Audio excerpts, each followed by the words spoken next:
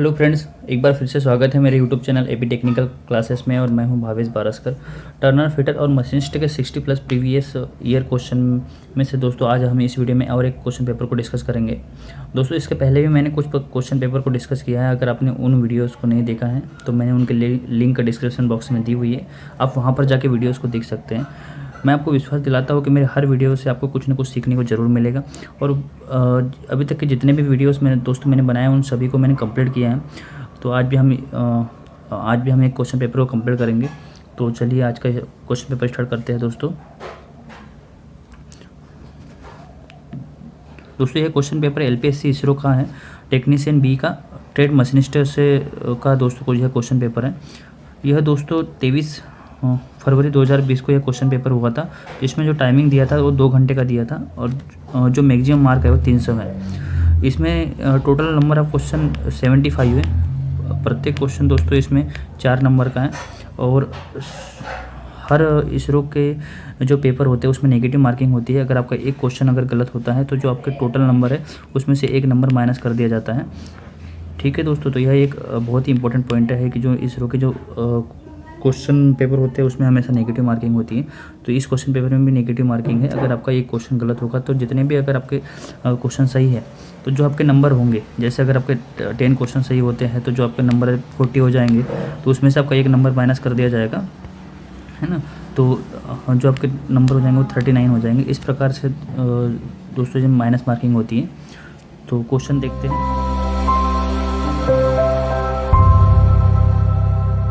Number 1 है, सही आकार देने के लिए स्लिप गेजों को साथ जोड़ने की क्रिया को कहते हैं। Act of joining the slip gauges together to build up to the size is called. उसे रिंगिंग कहते हैं। रिंगिंग मतलब ऐंठन। ठीक है दोस्तों, लेकिन इस क्वेश्चन में दोस्तों इसमें देखिए क्वेश्चन ऑप्शन सी में दिया है रिंगिंग और ऑप्शन बी में भी रिंगिंग दिया है। तो दोस्तों जो ऑप्शन बी है उसमें आपको हिंदी पढ़ना है ऐंठन, है ना दोस्तों। तो ये वाला जो रिंगिंग है ये वाला सही हो जाएगा, ऑप्शन नंबर बी। ठीक है। नेक्स्ट क्वेश्चन दोस्तों, 212 डिग्री फ़ारेनहाइट तापमान किसके बराबर होता है। तो ऑप्शन में हमको 4 ऑप्शन दिए हैं। एक है 273 डिग्री सेंटीग्रेड, ऑप्शन बी है 100 डिग्री सेंटीग्रेड, ऑप्शन सी है 100 केल्विन और ऑप्शन डी है 273 केल्विन। इसके जो फ़ारेनहाइट जो सेंटीग्रेड होता है और फिर फ़ारेनहाइट होता है, एक होता है जो आपका जो माप होता है, एक होता है रीमर और एक होता है केल्विन। इन चारों के बीच में एक संबंध होता है जो होता है C/100, एक F-32/180 इक्वल R/100 और एक होता है K-273/100। ठीक है दोस्तों, तो ये इनके बीच में एक संबंध होता है। अगर जैसे हमको इसमें फ़ारेनहाइट की वैल्यू दी हुई है तो हमको फ़ारेनहाइट इसमें रख के हम सेंटीग्रेड निकाल सकते हैं कि सेंटीग्रेड कितना सेंटीग्रेड होगा। और जैसे अगर केल्विन, इसमें केल्विन के भी वैल्यू दी गई है, तो अगर सेंटीग्रेड का अगर आंसर हमारा सही नहीं आता है तो हम केल्विन वाले इसको जैसे ये देखिए C/100, ठीक है, F-32/180। इसमें जो दोस्तों जो 32 है, जो 180 है, इसमें क्या है देखिए, ये C है, C/100 है ना। तो जो 100 है वो पानी का बॉइलिंग पॉइंट है और जो C के साथ में कुछ भी नहीं है, मतलब 0 डिग्री है ये, तो 0 डिग्री जो हो गया वो फ्रीजिंग पॉइंट हो गया। जो फ़ारेनहाइट में होता है -32 डिग्री हो गया फ्रीजिंग पॉइंट, और जो 180 हो गया वो बॉइलिंग पॉइंट है। उसी प्रकार दोस्तों जो केल्विन होता है, केल्विन -273/100 जो होता है, तो इसमें जो केल्विन का जो फ्रीजिंग पॉइंट हो गया वो -273 केल्विन हो गया, और जो बॉइलिंग पॉइंट हो गया वो 100 हो गया। तो ये इस प्रकार शो करता है। तो हमको इसमें पूछा गया है कि 212 डिग्री फ़ारेनहाइट कितने सेंटीग्रेड है, कितने केल्विन के बराबर होता है। तो हम एक बार सेंटीग्रेड लेंगे। अगर सेंटीग्रेड से अगर आंसर हमारा सही नहीं आता तो उसके बाद में हम केल्विन का जो फॉर्मूला है उसमें हम इस वैल्यू को रख के देखेंगे। तो दोस्तों पहले एक बार सेंटीग्रेड के साथ में हम कंपेयर करके देखते हैं। तो सेंटीग्रेड के इक्वल क्या होता है, C/100 F-32/180। ठीक है, ये होता है। तो हम F की जगह 212 रख देंगे, है ना। तो ये कितना हो गया,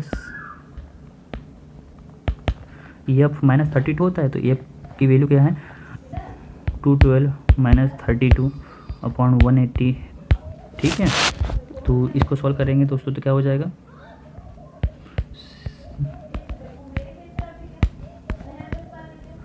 ठीक है, ये कट गया। तो c बराबर 1 अपॉन 100 है एक, तो c बराबर क्या हो जाएगा 100।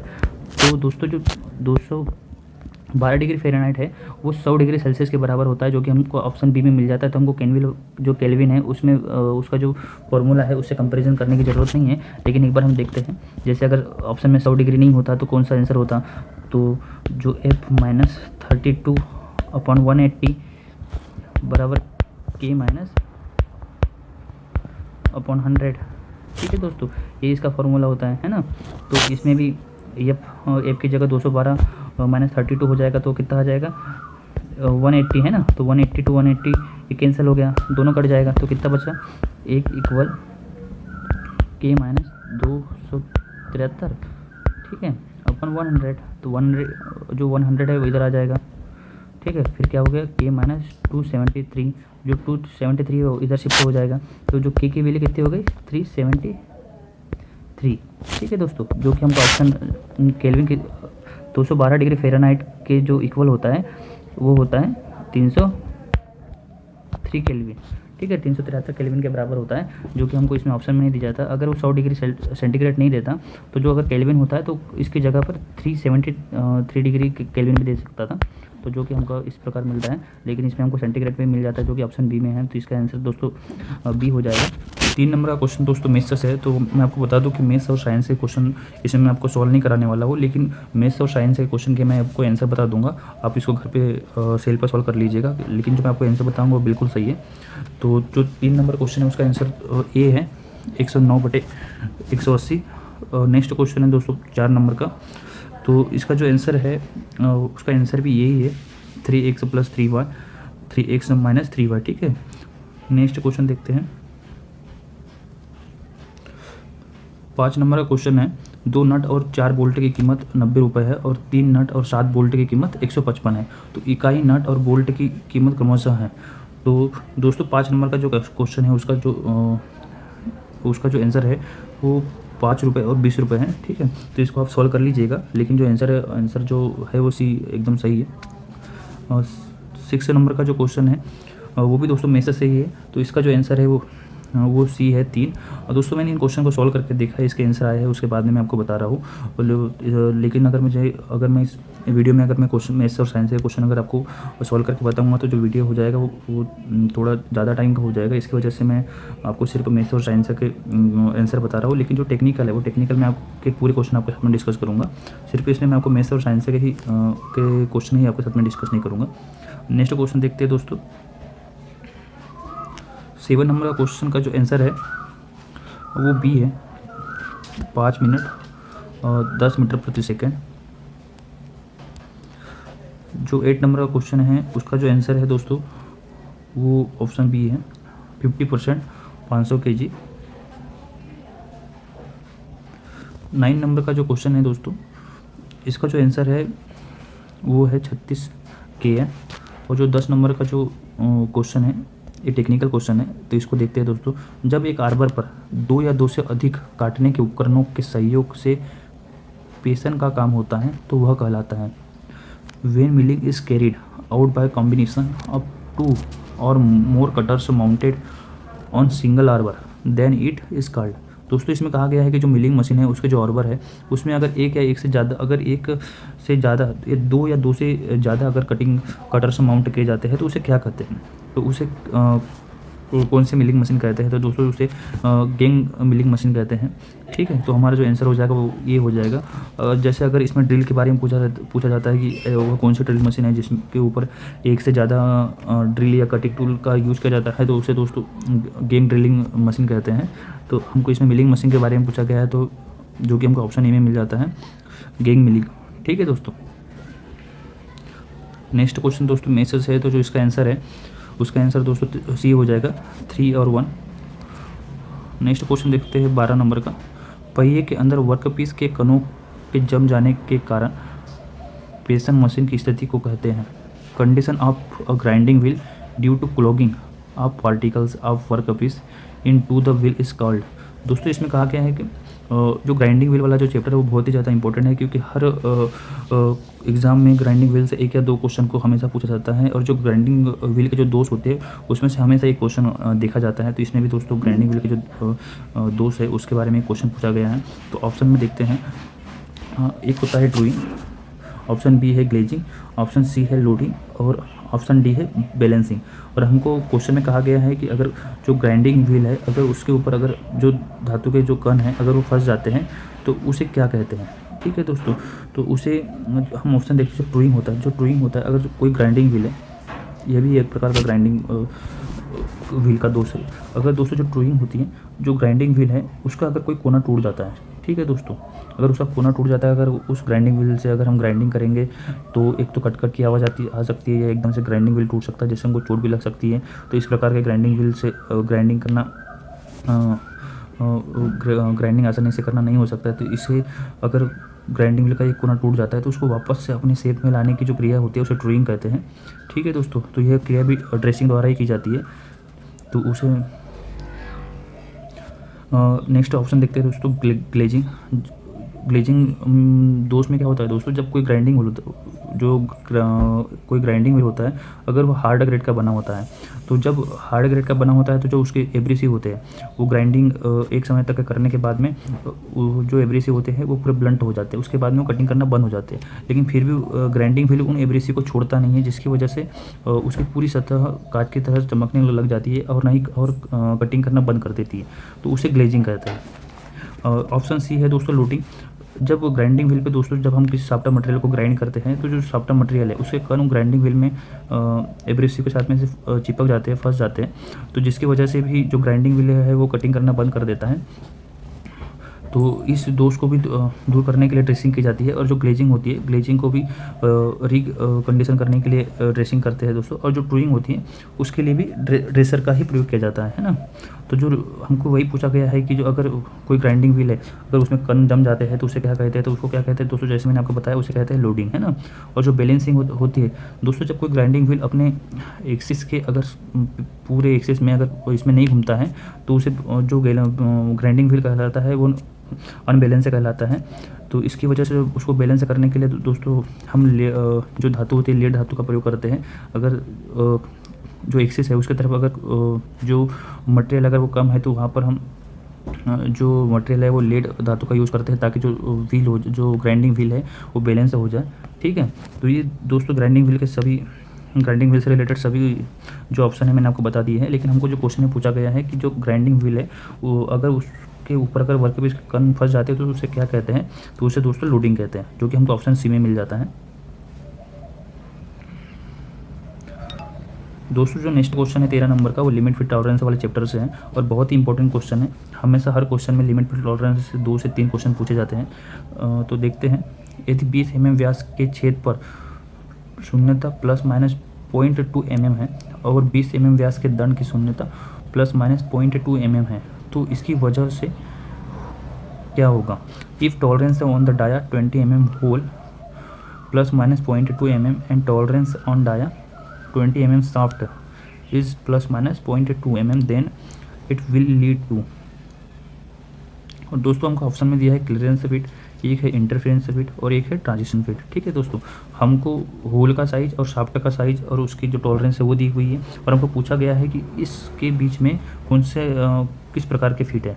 ठीक है दोस्तों, तो हम फिर देखते हैं जो अगर होल का जो साइज है, ठीक है, होल का फिट किस प्रकार से निकालते हैं। एक तो होल का अधिकतम साइज और एक होता है शाफ्ट का न्यूनतम साइज। ठीक है, उसके बाद में दोस्तों जो शाफ्ट का न्यूनतम साइज, होल का न्यूनतम साइज और शाफ्ट का मैक्सिमम साइज, तो इसके बीच में अगर दोनों की जो वैल्यू अगर पॉजिटिव आती है तो पॉजिटिव अलाउंस में क्या होता है दोस्तों, हमेशा पॉजिटिव अलाउंस में क्या होता है क्लियरेंस फिट होती है। अगर दोनों वैल्यू अगर नेगेटिव आती है तो क्या होगा, इंटरफेरेंस फिट होती है। अगर एक वैल्यू पॉजिटिव और एक वैल्यू अगर नेगेटिव आती है तो क्या होता है, ट्रांजिशन फिट। ठीक है दोस्तों, तो 2 वैल्यू कैसे निकलती है, 2 वैल्यू इसलिए निकलती है जैसे ये होल का व्यास है ना, जो होल का व्यास है उसका बेसिक साइज कितना है 20 और उसका प्लस में कितना है, प्लस में दिया है 0.02। ठीक है, और माइनस में कितना है तो 20 - 02 हो जाएगा तो कितना हो जाएगा। ठीक है, एक वैल्यू कितनी हो जाएगी 20.80। ठीक है दोस्तों, उसी प्रकार जो शाफ्ट हो गया, शाफ्ट की वैल्यू कितनी हो जाएगी, 1 हो गया। जो मैक्सिमम वैल्यू है वो कितना हो जाएगा ये, ठीक है, और जो मिनिमम वैल्यू है वो हो जाएगा। ठीक है, तो ये हमको जो होल हो गया इसकी 2 वैल्यू मिल गई, और जो शाफ्ट है उसकी हाई लिमिट और लो लिमिट इस प्रकार से साइज मिल गया। तो हमको बताना है कि इन दोनों के बीच में किस प्रकार की फिट है।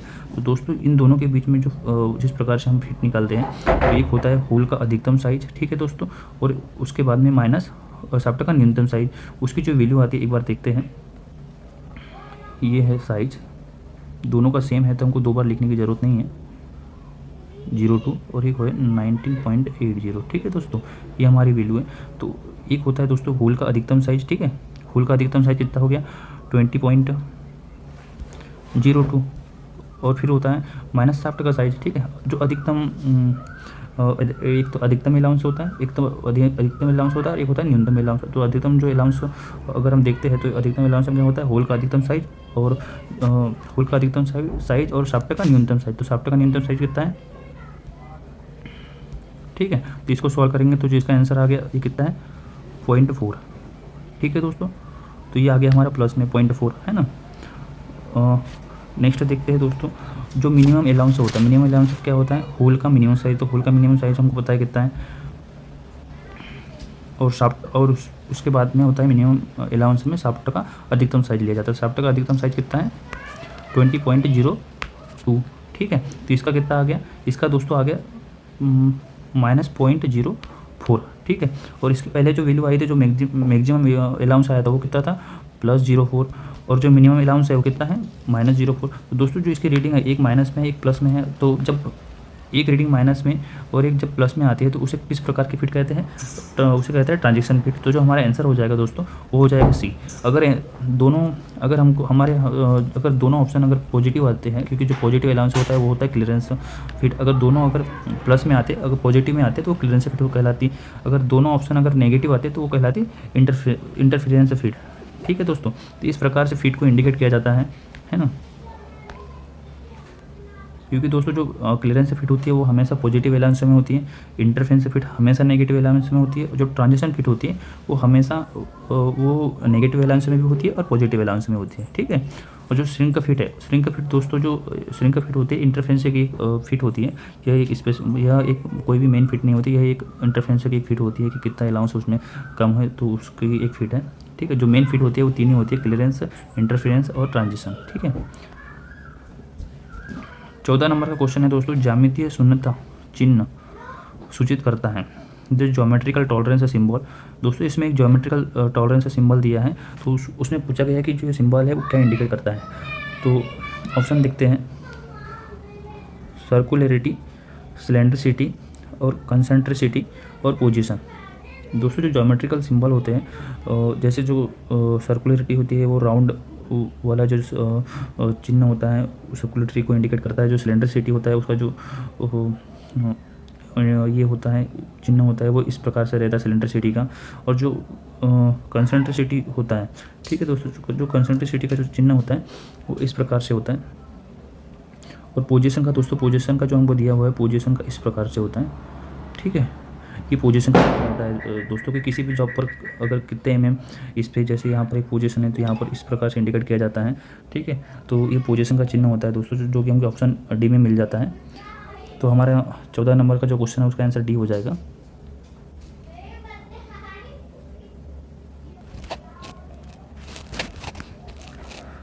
नेक्स्ट क्वेश्चन है दोस्तों 15 नंबर का, 2 किलोवाट कितने जूल के बराबर होता है, ये हमको पूछा गया। तो जो हमको ऑप्शन बी है 7.2 × 10⁻⁶ जूल ये होता है।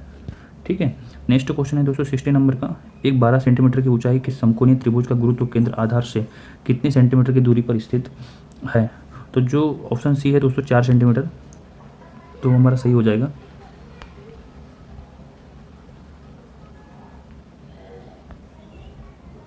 सत्रह नंबर का क्वेश्चन है, वेग वर्सेस समय ग्राफ के अंतर्गत आने वाला क्षेत्र देना क्या कहलाता है। Area under velocity versus time graph gives. तो दोस्तों जो इसका आंसर है 17 नंबर का वो है बी, कुल विस्थापन। ठीक है, टोटल डिस्प्लेसमेंट, तो ऑप्शन भी सही हो जाएगा। क्वेश्चन नंबर 18 है, वेग अनुपात को ऐसे परिभाषित किया जाता है, velocity ratio is defined S. तो हमारा जो ऑप्शन ये है, ऑप्शन ये हमारा आंसर सही हो जाएगा। प्रयास द्वारा चली गई दूरी और भार द्वारा चली गई दूरी का अनुपात, ratio of distance moved by effort to distance moved by load. ठीक है दोस्तों, नेक्स्ट क्वेश्चन देखते हैं। 19 नंबर का क्वेश्चन है, जब 80 डिग्री सेंटीग्रेड पर 10 लीटर गर्म पानी को 10 डिग्री सेंटीग्रेड पर 10 लीटर ठंडे पानी में मिलाया जाता है तो मिश्रण का जो तापमान होता है वो तो मिश्रण का तापमान है।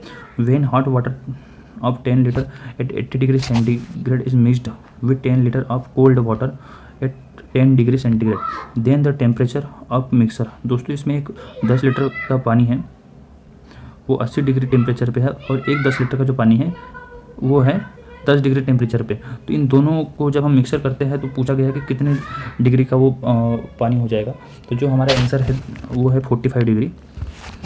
ठीक है, नेक्स्ट क्वेश्चन देखते हैं 220 नंबर का। यदि जल ऊष्मांक विद्युत रेटिंग 220 वोल्ट और 2 किलोवाट दिया गया हो तो हीटिंग कॉइल का प्रतिरोध है। तो जो 20 नंबर का क्वेश्चन है उसका आंसर डी हो जाएगा, 24.2 ओम।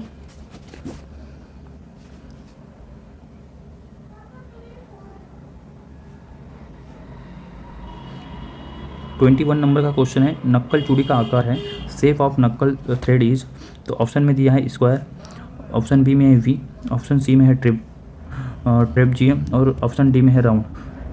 तो जो नक्कल थ्रेड होती है वो इस प्रकार से होती है।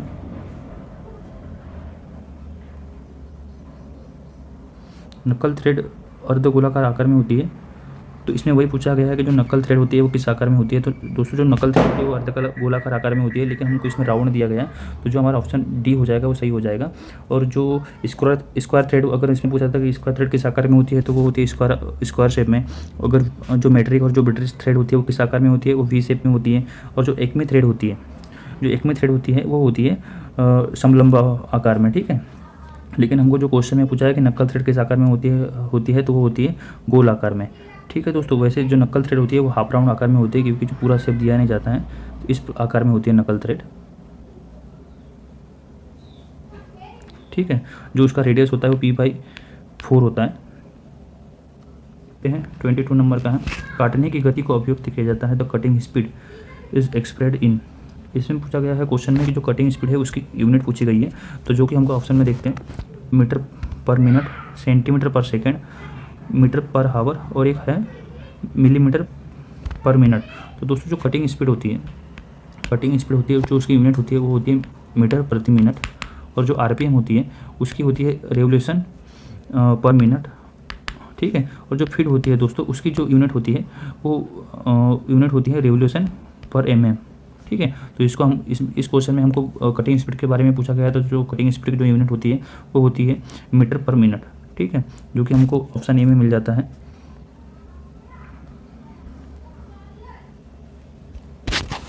(23) नंबर का क्वेश्चन है, यदि स्टेनलेस स्टील की सघनता 7.8 ग्राम पर सीसी दिया जाता है तो 1 मीटर क्यूब आयतन की वस्तु का भार का पता लगाइए।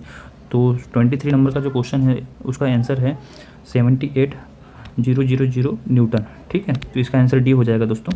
नेक्स्ट क्वेश्चन है 24 नंबर का, RA 0.025 से 1.6 माइक्रोमीटर के सतही फिनिश को द्वारा दिखाया जाता है।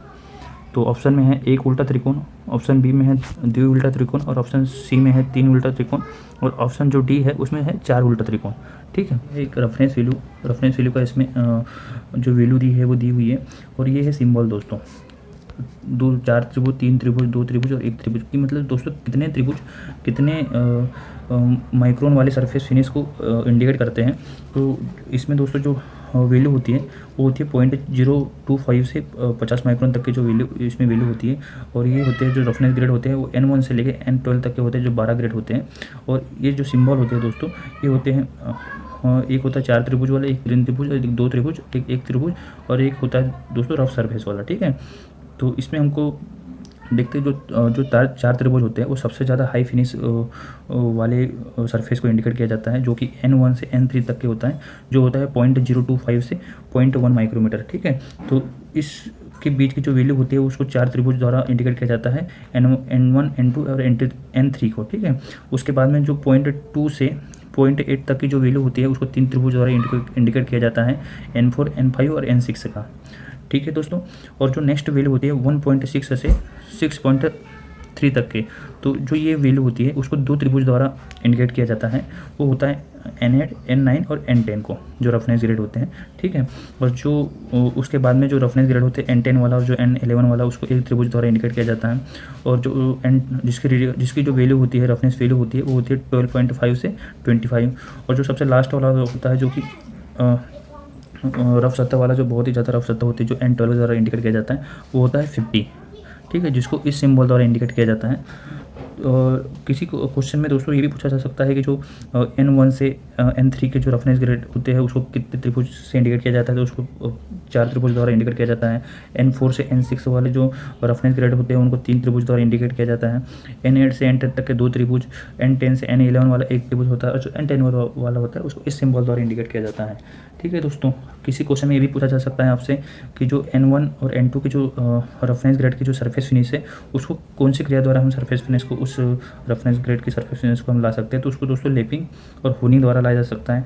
जो ये 3 त्रिभुज वाली है दोस्तों, इसको ग्राइंडिंग, जो फिनिश ग्राइंडर होते हैं उसके द्वारा इस रेफरेंस ग्रेड की वैल्यू को हम ला सकते हैं, मतलब प्राप्त होती है हमको, ठीक है। तो उम्मीद है दोस्तों आपको इससे कुछ समझ में आया होगा। दोस्तों जैसे मैंने आपको बताया क्वेश्चन में इसमें जो वैल्यू दी है 0.025 से 1.6 है, लेकिन 25 से 1.6 माइक्रोमीटर है। लेकिन दोस्तों ये जो वैल्यू दी है, ये वैल्यू कहीं पर भी इस प्रकार से नहीं इंडिकेट करता है, क्योंकि जो 4 त्रिभुज होते हैं वो 4 त्रिभुज 0.025 जैसे कि मैंने आपको बताया वो 0.01 तक के इंडिकेट करता है, और उसके बाद में 0.2 से 0.8 तक के 3 त्रिभुज करता है। तो कभी भी दोस्तों 0.025 से 1.6 तक के कोई भी त्रिभुज इंडिकेट नहीं करता है। तो अगर फिर भी जैसे अगर इसका आंसर अगर बताया जाए, अगर देना है, तो फिर दोस्तों इसका जो आंसर हो जाएगा वो 4 उल्टे त्रिकोण हम दे सकते हैं, क्योंकि उसके बीच 4 उल्टे जो त्रिकोण है जो उसकी वैल्यू है वो इसके बीच में आ जाती है। तो इसका जो आंसर हो जाएगा ये है। वैसे दोस्तों इसरो ने इस क्वेश्चन को कैंसिल कर दिया, लेकिन इसके पहले भी 2-3 क्वेश्चन पेपर में इस प्रकार के क्वेश्चन आए थे जिसकी वैल्यू भी इसी प्रकार थी। लेकिन इस क्वेश्चन पेपर में तो इसरो ने इस क्वेश्चन को कैंसिल कर दिया, लेकिन इसके जो पुराने क्वेश्चन पेपर है उसमें उस क्वेश्चन पेपर में इसरो ने कैंसिल नहीं किया है। तो उसमें अगर आपको आंसर देना है तो उसमें इसी प्रकार आंसर दिया है उन्होंने, 4 उल्टे त्रिकोण, तो आप इसको दे सकते हैं। और अगर आप नहीं भी देते हो तो कोई बात नहीं, क्योंकि माइनस मार्किंग है इसमें, तो गलत भी हो सकता है। एक तो क्वेश्चन कैंसिल होगा, या फिर अगर सही होता है तो अगर इसरो देता है, जो कि इसके पहले वाले क्वेश्चन पेपर में उसने दिया है, तो उसमें दिया है 4 उल्टे त्रिकोण, ठीक है दोस्तों। नेक्स्ट क्वेश्चन देखते हैं।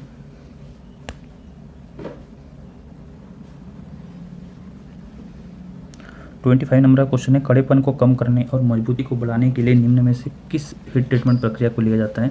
विच of the following heat treatment process is employed to reduce the hardness and increase the toughness? दोस्तों क्वेश्चन में कहा गया है कि हार्डनेस को कम करने और टफनेस को बढ़ाने की कौन सी हीट ट्रीटमेंट की प्रक्रिया है। तो ऑप्शन में हमको दिया है स्ट्रेस रिलीविंग, एनेलिंग, टेम्परिंग और नॉर्मलाइजिंग। तो दोस्तों जो स्ट्रेस रिलीविंग है उसको हम नॉर्मलाइजिंग प्रक्रिया भी कहते हैं। नॉर्मलाइजिंग प्रक्रिया जो दोस्तों हीट ट्रीटमेंट की जो प्रक्रिया होती है, इसमें जब किसी स्टील को हैमरिंग द्वारा या फोर्जिंग द्वारा उसके जो इंटरनल स्ट्रक्चर है वो चेंज हो जाते हैं, तो उनको नॉर्मल कंडीशन में लाने को स्ट्रेस रिलीविंग या नॉर्मलाइजिंग प्रक्रिया कहते हैं। और जो ऑप्शन बी में है तापानुसूतन, एनेलिंग दोस्तों जब हार्ड स्टील को की मशीनिंग करना होता है तो उसे सॉफ्ट बनाने की क्रिया को एनेलिंग कहते हैं। जब हार्ड स्टील की हम मशीनिंग नहीं कर सकते, क्योंकि हार्ड स्टील की मशीनिंग करने में टूल बार बार ब्लंट होगा, उसमें बहुत ज़्यादा टाइम लगेगा, इसलिए इस प्रकार की स्टील को पहले सॉफ्ट किया जाता है, उसके बाद में उनकी मशीनिंग की जाती है, तो इस प्रक्रिया को एनेलिंग कहते हैं। जो टेम्परिंग होती है दोस्तों, जब कोई स्टील को हार्ड किया जाता है तो उसके अंदर भंगुरता का गुण आ जाता है, जिसकी वजह से वह एक भंगुर अगर उस प्रकार के कटिंग, अगर हार्ड कटिंग टूल का हम प्रयोग करेंगे बिना टेम्परिंग वाले, तो उसका जो कटिंग टूल है वो टूट जाएगा, क्योंकि उसके अंदर हार्डनेस और जो भंगुरता का गुण है बहुत ज़्यादा हो जाता है। इसकी वजह से जो हार्ड स्टील होती है उनकी या कटिंग टूल होते हैं उनकी टेम्परिंग की जाती है, ताकि उसके अंदर जो भंगुरता का गुण को कम किया जाए और टफनेस के गुण को बढ़ाया जाए, ठीक है दोस्तों। और जो नॉर्मलाइजिंग होती है सॉरी दोस्तों, मैंने इसके ऑप्शन ए वाली इसमें आपको नॉर्मलाइजिंग का बता दिया। जो नॉर्मलाइजिंग होती है उसमें क्या होता है कि जब हम किसी स्टील के ऊपर हैमरिंग या फोर्जिंग का जो कार्य करते हैं तो उसकी वजह से क्या होता है कि उसके अंदर के जो स्ट्रक्चर होते हैं वो चेंज हो जाते हैं, तो उसको नॉर्मल कंडीशन में लाने के लिए नॉर्मलाइजिंग की प्रक्रिया की जाती है। लेकिन हमको क्वेश्चन में पूछा गया है कि हार्डनेस को कम करने और मजबूती को बढ़ाने के लिए क्या कहता है, तो दोस्तों जो टफनेस को बढ़ाने के लिए टेम्परिंग की जाती है और भंगुरता को कम करने के लिए, और कुछ मात्रा में जब हम टेम्परिंग करते हैं तो कुछ मात्रा में हार्डनेस भी कम होती है, टफनेस इंक्रीज हो जाती है, तो वह कटिंग टूल बहुत अच्छा कहलाता है। तो दोस्तों जो हमारा आंसर हो जाएगा सी हो जाएगा, टेम्परिंग। 26 नंबर का क्वेश्चन है, एक वस्तु का बिना भंग हुई तन्यता बलों के प्रभाव का प्रतिरोध करने का गुण कहलाती है। The property of a material to resist the effort of tensile forces without rupture is called as. Option में दिया है डक्टिलिटी, ऑप्शन बी है इलास्टिसिटी, ऑप्शन सी है टेनेसिटी और ऑप्शन डी है हार्डनेस। तो दोस्तों जो हमारा आंसर हो जाएगा वो हो जाएगा सी, टेंसिटी। ठीक है, क्योंकि यही तन्यता बलों का प्रतिरोध करता है। और जो डक्टिलिटी होता है दोस्तों, डक्टिलिटी का जो गुण होता है वह इसमें क्या होता है कि इसमें धातु से तारों को बनाया जाता है। ठीक है, पतली तारों को बनाने वाले गुण को दोस्तों डक्टिलिटी कहते हैं। जो इलास्टिसिटी होती है, इलास्टिसिटी का गुण क्या होता है कि जब हम किसी मेटल के ऊपर जब हम कोई भार डालते हैं तो वह कुछ इसमें कुछ दूरी में मतलब वो जो मेटल है वो झुक जाता है, लेकिन जैसे हम फोर्स को हटाते हैं तो वो मेटल अपनी कंडीशन में आ जाता है, तो उसे इलास्टिसिटी कहते हैं। ठीक है, और जो हमको बोला गया कि तन्यता बलों का जो प्रभाव का जो प्रतिरोध करने का जो गुण होता है वो टेंसिटी कहलाता है। जो हार्डनेस होता है, जो स्क्रैच वगैरह जिन मेटल पे स्क्रैच वगैरह नहीं आते हैं तो जो उनका प्रतिरोध करता है स्क्रैच का, उसे हार्डनेस गुण होता है उसमें। ठीक है, तो क्वेश्चन के अकॉर्डिंग दोस्तों हमारा जो आंसर हो जाएगा वो सी है, टेंसिटी।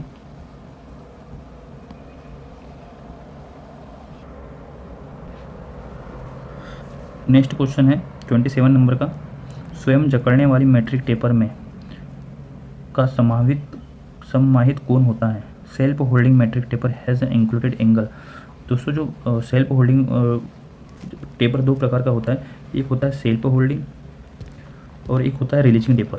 ठीक है दोस्तों, एक होता है रिलीजिंग टेपर। जो सेल्फ होल्डिंग टेपर होता है उसमें हमको कटिंग टूल को पकड़ने के लिए किसी अलग से एक्सेसरीज की ज़रूरत नहीं पड़ती है, उसमें कटिंग टूल ऑटोमेटिक अपने सेल्फ पे होल्ड होता है। और जो रिलीजिंग टेपर होता है उसमें कटिंग टूल को होल्ड करने के लिए अलग से साधन की आवश्यकता पड़ती है, तो उसे क्योंकि रिलीजिंग टेपर कहा जाता है। और जो सेल्फ होल्डिंग टेपर होता है, जो सेल्फ ऑटोमेटिक अपने आप को लॉक कर लेता है, उसे सेल्फ होल्डिंग टेपर कहते हैं।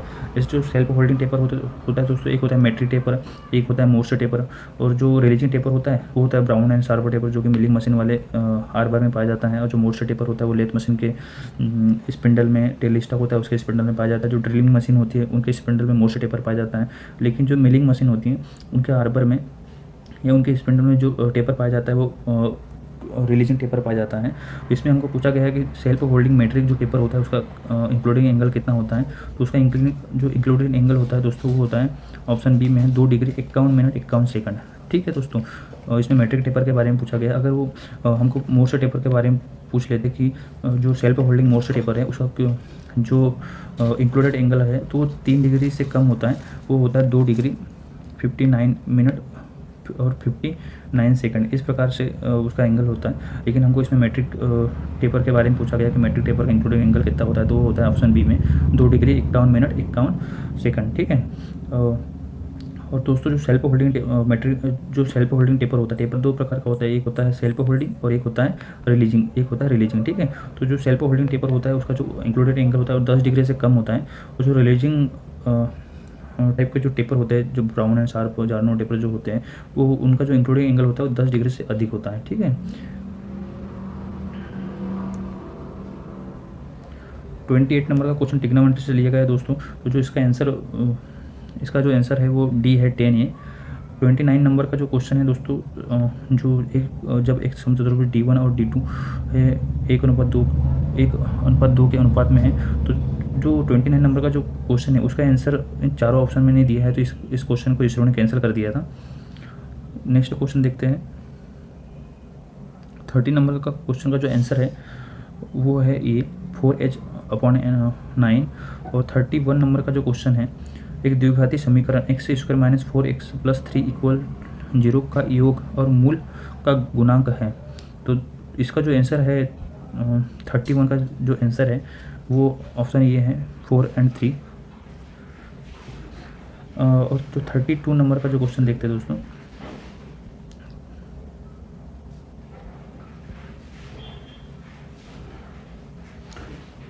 नंबर का क्वेश्चन है, षटभुज के कुल सम्मिलित कोण है the total included angle of hexagon.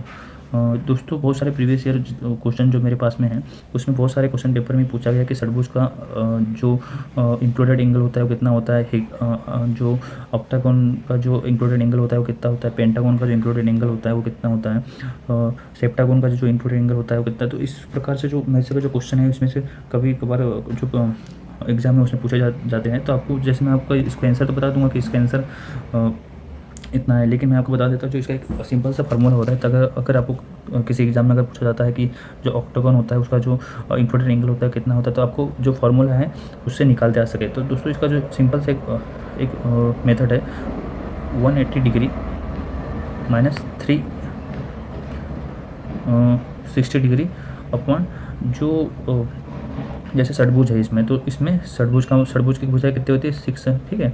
अगर ऑक्टागोन के बारे में, इसमें हेक्सागोन के बारे में पूछा गया, अगर उसमें ऑक्टागोन के बारे में पूछता तो उसमें 8 आ जाता है। तो इसको सॉल्व करते हैं तो इसमें कितना हो जाएगा दोस्तों, ये हो जाएगा 60, ठीक है। तो 180 डिग्री माइनस 60 है ना, तो इसका कितना हो जाएगा, ये हो जाएगा 120 है ना। तो 120 डिग्री क्या हो गया दोस्तों, जो ये हो गया आपका, ये हो गया दोस्तों आपका षटभुज है ना, और ये हो गया उसके एंगल। तो इसमें हमको क्वेश्चन में पूछा गया है कि इन सभी का जो इंक्लूडेड एंगल है, इन सभी कोणों का जो योग है वो कितना है, उसे इंक्लूडेड एंगल कहा जाता है। तो इन सभी का जो योग है वो कितना है, तो हमारा अभी कितना निकला दोस्तों 120 डिग्री, ठीक है। तो 120 डिग्री क्या हो गया, यहाँ से यहाँ तक के जो ए वाला जो एंगल है वो 120 डिग्री है, ठीक है। तो हमको पूछा गया है कि इन सभी का जो एंगल है, इंक्लूडेड जो एंगल है वो कितना है। तो इसमें 120 इंटू 6 कर देंगे तो हमारा कितना आ गया 720, ठीक है। तो ये हमारा आ गया दोस्तों, जो आपकी हमको ऑप्शन सी मिल जाता है 720 डिग्री। 33 नंबर का क्वेश्चन है, ड्रिल किया गया छेद का उदाहरण है, drill hole is an example for. दोस्तों बहुत ही अच्छा इंपॉर्टेंट क्वेश्चन है। इसमें पूछा गया है कि जो ड्रिलिंग होल होते हैं किस चीज़ का एग्जाम्पल, और ऑप्शन में दिया है बायलैटरल टॉलरेंस, ऑप्शन बी है यूनिलैटरल टॉलरेंस, और ऑप्शन सी है इंटरफेरेंस, और ऑप्शन डी है उपरोक्त में से कोई नहीं। दोस्तों एक जो ड्रिल होता है वो एक फिक्स होता है, जैसे अगर 10 mm का ड्रिल है तो 10 mm का ही है, वो माइनस नहीं हो सकता। जो 12 mm का ड्रिल है वो 12 mm का ही होता है ना। तो अगर किसी जॉब में अगर हम 12 mm का ड्रिल कर रहे हैं तो दोस्तों कभी भी वो 12 mm से कम का ड्रिल होल कभी भी नहीं बनाएगा, है ना। तो उसमें जो मिनिमम साइज़ है वो रख ही नहीं सकते, है ना, क्योंकि दोस्तों जो ड्रिल होता है वो कभी भी 12 mm से कभी बनाता ही नहीं है। लगे तो 12 mm कितना भी हाई ऑपरेटेड ड्रिल है वो 12 mm प्लस ही बनाएगा, क्योंकि जो ड्रिल होता है हर कोई ड्रिल 0.05 की ओवर साइज में बनाता है। तो दोस्तों जो इसमें पूछा गया है कि कौन से टॉलरेंस में होता है, कि जो ड्रिल होल होता है वो बायलैटरल टॉलरेंस में होता है या यूनिलैटरल टॉलरेंस में, ठीक है। तो मैंने आपको बताया कि जो ड्रिल होता है वो फिक्स साइज़ में होता है, जैसे 10 mm हो गया, 8 mm हो गया। तो अगर जैसे 8 mm का है तो वो कभी भी 8 mm से कम नहीं बनाएगा, है ना, तो हमेशा प्लस में ही बनाएगा, ठीक है दोस्तों। तो इस प्रकार दोस्तों जो हमारे जो टॉलरेंस कितनी दो प्रकार की होती है, एक होती है बायलैटरल टॉलरेंस और एक होती है यूनिलैटरल टॉलरेंस है। जब टॉलरेंस है दोस्तों बेसिक साइज़ के प्लस और माइनस दोनों तरफ दी हुई होती है तो उसे कहते हैं बायलैटरल टॉलरेंस।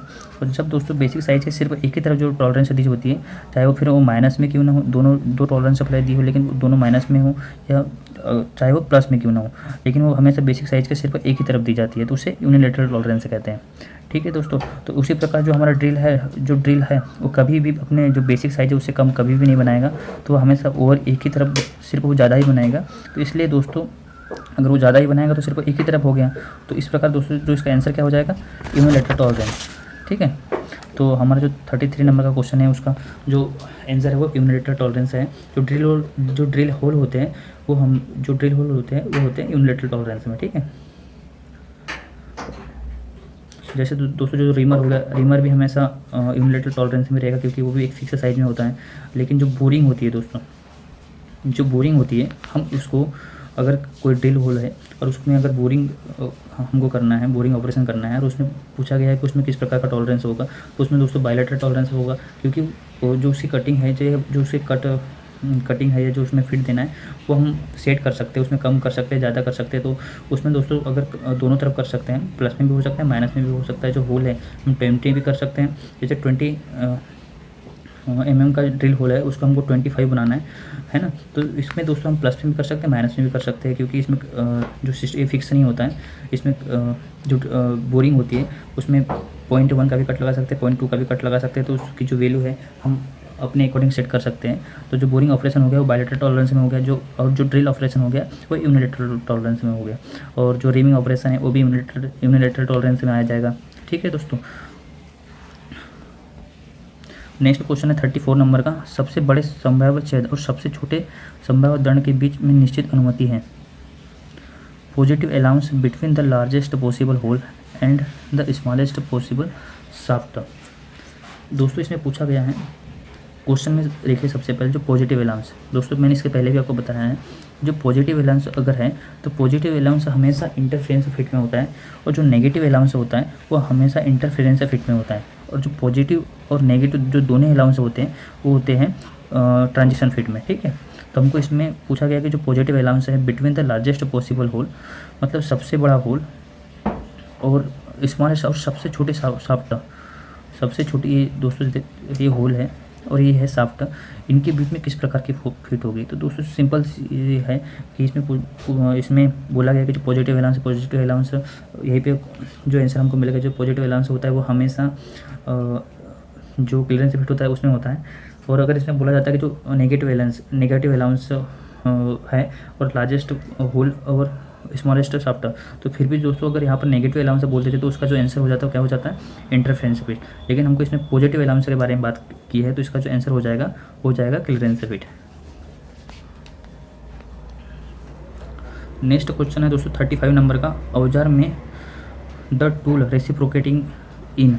दोस्तों इसमें कहा गया है कि, और जो ऑप्शन में दिया है वो है शेपिंग मशीन, मिलिंग मशीन और प्लानिंग मशीन, और ऑप्शन डी में है उपरोक्त में से कोई नहीं। और क्वेश्चन में कहा गया है कि किस प्रकार की मशीन में टूल रेसिप्रोकेट किया जाता है। तो दोस्तों जो टूल होता है वो किस प्रकार की जो मशीन में रेसिप्रोकेटिंग किया जाता है। ठीक है, तो दोस्तों जो शेपिंग मशीन होती है उस शेपिंग मशीन में होती है, उसके ऊपर दोस्तों स्लॉट वगैरह काटे जाते हैं और उसका जो टूल होता है वो रेसिप्रोकेट करता है इस प्रकार से।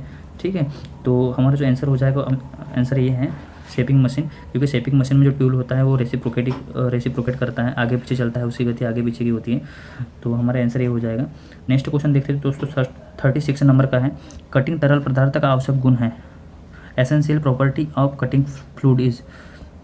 और ऑप्शन में दिया है हाई फ्लैश पॉइंट, एक ऑप्शन बी में है दोस्तों low fire point, option C में है corrosive to machine and work, और ऑप्शन डी में है अपारदर्शी। ठीक है दोस्तों, जो कटिंग जो कूलेंट होता है उसका जो गुण होता है वो क्या होता है, तो इसमें ऑप्शन डी को देखते हैं, पारदर्शी।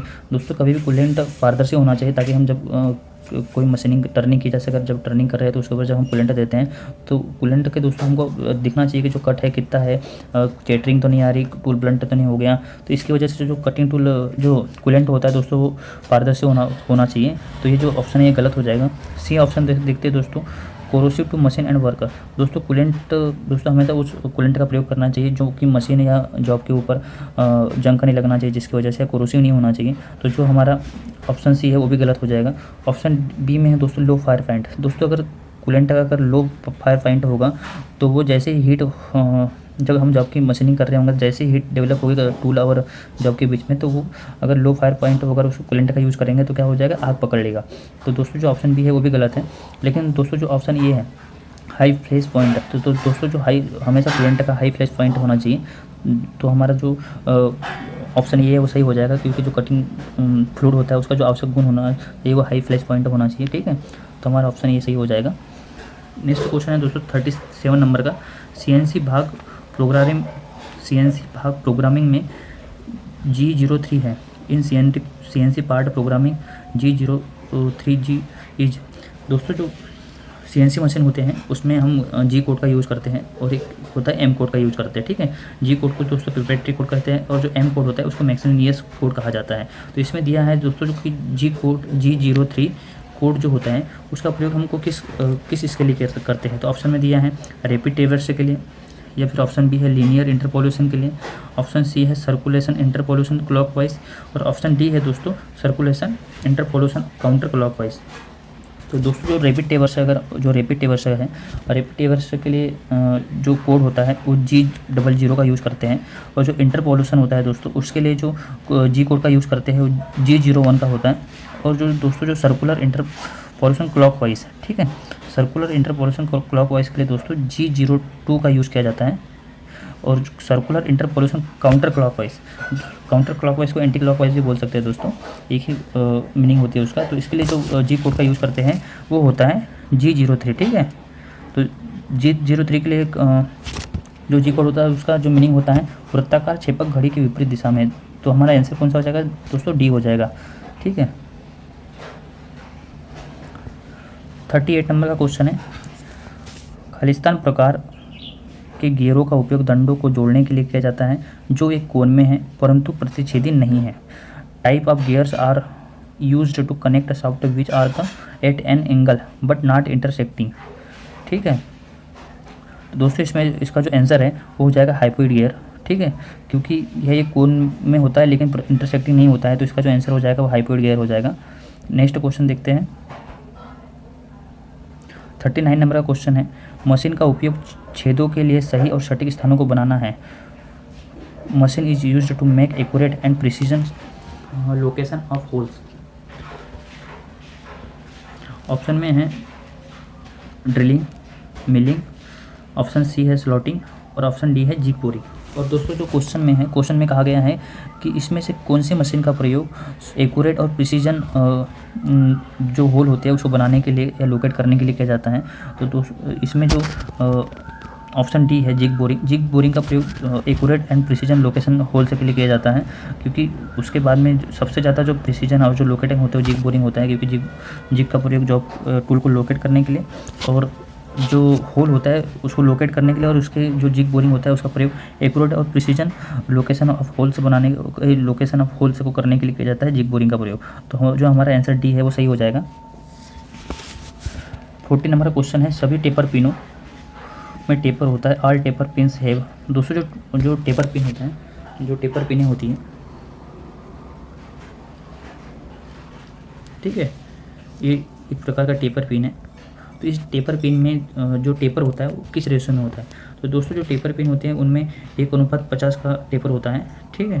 तो मतलब 50 mm लंबाई में 1 mm का टेपर, अगर जैसे 50 mm की लंबाई है और इसका साइज़ अगर 50 है, अगर इसका साइज़ अगर 50 है तो इसका 49 हो जाएगा, और ये साइज़ हो जाएगा, इसकी जो लंबाई हो जाएगी 50। इस प्रकार दोस्तों जो टेपर पिन होती है, टेपर पिन की जो लंबाई जो टेपर रेशो होता है वो 1:50 होता है। तो जो इसका आंसर हो जाएगा ये हो जाएगा 1:50। नेक्स्ट क्वेश्चन देखते हैं। 41 नंबर का क्वेश्चन है, एक शंकु की सतह के साथ चलती बिंदु के घूर्णन के आगे बढ़ने से उत्पन्न पथ है। Is the path generated by progressive rotation of point moving along a surface of cone. दोस्तों इसमें कहा गया है कि जो एक शंकु के आकार का, शंकु के ऊपर जो ऐसे जो स्पाइरल कटे होते हैं, जो इस प्रकार के जो स्पाइरल कट, इस प्रकार के जो घूर्णन होता है, एक पॉइंट घूर्णन कर रहा है मतलब स्पाइरल कटा हुआ है, तो इसे क्या कहते हैं, ठीक है। तो दोस्तों इसको ऑप्शन सी है स्पाइरल कटा, इसे स्पाइरल कहते हैं, क्योंकि जो शंकु होता है ना, या जो टेपर जॉब होता है, ठीक है दोस्तों, अगर फिक्स पॉइंट पे अगर उसको एक इस प्रकार से जो थ्रेड कटी होती है, या जो भी टेपर पॉइंट के ऊपर जो भी इस प्रकार जो टेपर में जो कटी होती है अपने एक्सिस के अकॉर्डिंग, और उसका साइज जो अगर जैसे जो टॉप सरफेस से अगर हम देखा जाता है, अगर शंकु को देखेंगे और उसके ऊपर अगर स्पाइरल कटा हुआ है तो किस प्रकार से देखेंगे, इस प्रकार से, ठीक है दोस्तों। ये हो गया स्पाइरल, इसे स्पाइरल कहते हैं, और यह शंकु के ऊपर ही कटा होगा, क्योंकि जो प्लेन सरफेस होती है, प्लेन सरफेस के ऊपर टॉप सरफेस से किस प्रकार से दिखेंगे, इस प्रकार से दिखेगा, ठीक है। अगर एक्सिस से अगर एक पॉइंट से अगर उसकी दूरी बढ़ती जाती है तो उसे क्या कहते हैं, तो उसे दोस्तों स्पाइरल कहते हैं। यही हमको क्वेश्चन में पूछा गया कि एक शंकु की सतह के साथ चलती बिंदु के घूर्णन के आगे बढ़ने से उत्पन्न पथ होता है, वह होता है स्पाइरल, ठीक है।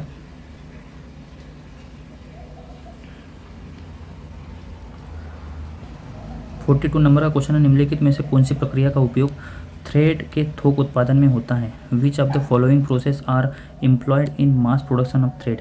दोस्तों जो मास प्रोडक्शन होता है, मास प्रोडक्शन का प्रयोग जो किया जाता है बहुत सारे जॉबों को एक साथ में प्रोड्यूस करने के लिए मास प्रोडक्शन का प्रयोग किया जाता है। मास प्रोडक्शन में एक ही साइज के जॉब को अधिक संख्या में बनाने को मास प्रोडक्शन कहते हैं। ठीक है, तो इसमें किया गया है कि अगर हम थ्रेड का अगर मास प्रोडक्शन में अगर प्रोड्यूस करते हैं तो उसमें किस प्रकार के मेथड का यूज़ किया जाता है। तो ऑप्शन में है लेथ में एकल बिंदु कर्तन उपकरण थ्रेड्स काटना। ऑप्शन बी है thread cutting by thread chasers. Option C है थ्रेड मिलिंग और ऑप्शन डी है थ्रेड रोलिंग। दोस्तों जो अगर हम सिंगल पॉइंट कटिंग टूल द्वारा अगर थ्रेड काटेंगे तो बहुत ज़्यादा टाइम हो जाएगा और उसमें जो एक्यूरेसी है एक्यूरेसी भी चेंज होगी, क्योंकि बार बार हमको टूल चेंज करना पड़ता है और मास प्रोडक्शन में इस मेथड का यूज़ बिल्कुल नहीं किया जाता है। ठीक है, ऑप्शन बी है दोस्तों जो थ्रेड चेजिंग है दोस्तों उसका प्रयोग में मास प्रोडक्शन में किया जाता है। लेकिन जो हमारा जो ऑप्शन डी है कंपैरिजन अगर इससे करते हैं तो दोस्तों जो ऑप्शन डी है वो सबसे ज़्यादा हाई एक्यूरेट है और सबसे ज़्यादा कम समय में अधिक जॉब को प्रोड्यूस करता है। सबसे ज़्यादा स्पीड में इसी के द्वारा थ्रेड काटी जा सकती है। तो जो हमारा ऑप्शन डी है दोस्तों थ्रेड मिलिंग ये हो जाएगा, ना कि थ्रेड चेजर या फिर ना ही मिलिंग। ठीक है दोस्तों, थ्रेड चेजर का भी दोस्तों प्रयोग करते हैं हाई स्पीड में मतलब थ्रेड कटिंग के लिए। लेकिन जब बहुत ज़्यादा जाब को हमको एक ही आकार के बहुत ज़्यादा जाब और उसके ऊपर थ्रेड काटनी है तो हम थ्रेड रोलिंग का प्रयोग करेंगे, क्योंकि इसमें दोस्तों रोलर होते हैं, इसके ऊपर इस प्रकार से दोस्तों जो ग्रू कटे होते हैं और इसके बीच में दोस्तों हमको जो जॉब होता है उसमें इसके बीच में जॉब को फिट किया जाता है। तो दोस्तों जो ये रोलर होते हैं ये तुरंत इसके ऊपर जो थ्रेड है वो काट देते हैं। तो इसमें बार बार इसमें जो टाइमिंग लगता है बहुत ही कम लगता है। इसकी वजह से दोस्तों जो मास प्रोडक्शन में जो थ्रेड काटने के लिए ज़्यादातर अगर ये जो यूज़ किया जाए सबसे ज़्यादा अगर यूज़ करते हैं तो जो थ्रेड रोलिंग होती है, थ्रेड रोलिंग मेथड का ही प्रयोग किया जाता है।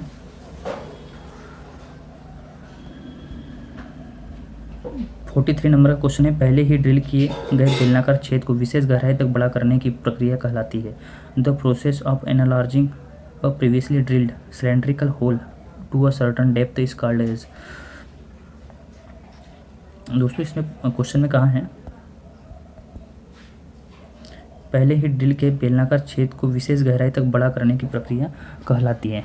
ठीक है दोस्तों, एक जॉब है, ठीक है, ये ड्रिल है, मान लीजिए कि 20 mm का इसमें ड्रिल किया गया है और क्वेश्चन के अकॉर्डिंग इसमें कहा गया है कि बेलनाकार छेद को विशेष गहराई तक बड़ा करने की प्रक्रिया है। दोस्तों इसमें जो कहा गया है कि जो सरफेस से विशेष गहराई तक के बड़ा करने की जो मतलब 20 mm से ज़्यादा है, जैसे ये 20 mm है तो इसको हम 30 mm एग्जाम्पल के मान लेते हैं। 30 mm के होल को कुछ गहराई तक के बड़ा करने की जो प्रक्रिया होती है उसे क्या कहते हैं दोस्तों? उसे कहते हैं काउंटर बोरिंग। ये किस प्रकार की हो गई?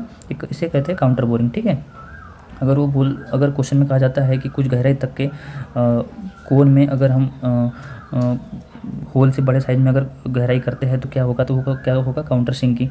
ठीक है, जो काउंटर बोरिंग होता है उसका जो किया जाता है वो एलन बोल्ट के लिए यूज़ करते हैं। जो काउंटर सिंक होता है उसका जो यूज़ करते हैं वो काउंटर सिंक स्क्रू के लिए जो प्रक्रिया होती है वो काउंटर सिंकिंग होती है, और जो एलन बोल्ट के लिए होता है वो होता है काउंटर बोरिंग।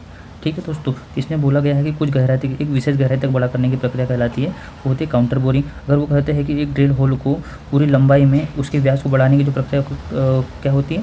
बोरिंग हो गई। अगर वो कहते हैं, अगर क्वेश्चन में कहा जाता है कि ड्रिल को हाई एक्यूरेसी में फिनिश करने और कुछ साइज तक के बड़ा करने की प्रक्रिया को क्या कहते हैं? उसको कहते हैं रिमिंग। और जो ट्रिपनिंग होते हैं दोस्तों, बड़े साइज के जो होल होते हैं उनको काटने के लिए ट्रिपनिंग ऑपरेशन किया जाता है। इसका प्रयोग धातु को बचाने के लिए भी किया जाता है, क्योंकि जो जैसे अगर कोई जॉब है उसके ऊपर जो बड़े साइज का होल काटना है तो उसके लिए दोस्तों एक ट्रिपनिंग टूल होता है। इस प्रकार से होता है ट्रिपनिंग टूल। ठीक है, इसमें इस प्रकार से होता है, ये ट्रिपनिंग टूल है। इसको दोस्तों स्पेंडल में इसको स्पेंडल में होल्ड कर लिया जाता है और ये पूरा राउंड इस प्रकार 360 डिग्री में घूमता है। तो इससे जो ट्रिपनिंग ऑपरेशन है इससे बड़े प्रकार के होल को काटा जाता है और इससे धातु को सेव भी किया जाता है। लेकिन इसका जो अगर एक लाइन में अगर इसका आंसर दिया जाए तो क्या होगा कि जो ट्रिपनिंग ऑपरेशन होता है उसका प्रयोग बड़े साइज़ के होल को काटने के लिए किया जाता है। ठीक है, तो दोस्तों जो हमारे क्वेश्चन है वो पहले ही ड्रिल किए हुए बेलनाकार छेद को विशेष गहराई तक बड़ा करने की प्रक्रिया को क्या कहते हैं? Counter boring. 44 नंबर का क्वेश्चन है यदि किसी सामग्री की सघनता 3 ग्राम सीसी है तो उस सामग्री के 10 सेंटीमीटर त्रिज्या के गोले का भार क्या होगा?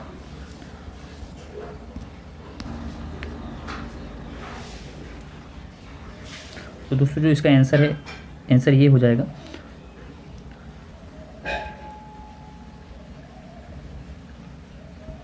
45 नंबर का जो क्वेश्चन है, एक 2 kg द्रव्यमान की वस्तु 10 मीटर प्रति सेकंड के वेग से चल रही है, तो उस पिंड की जो गतिज ऊर्जा है वो गतिज ऊर्जा कितनी, जो काइनेटिक एनर्जी है वो काइनेटिक एनर्जी क्या होती है।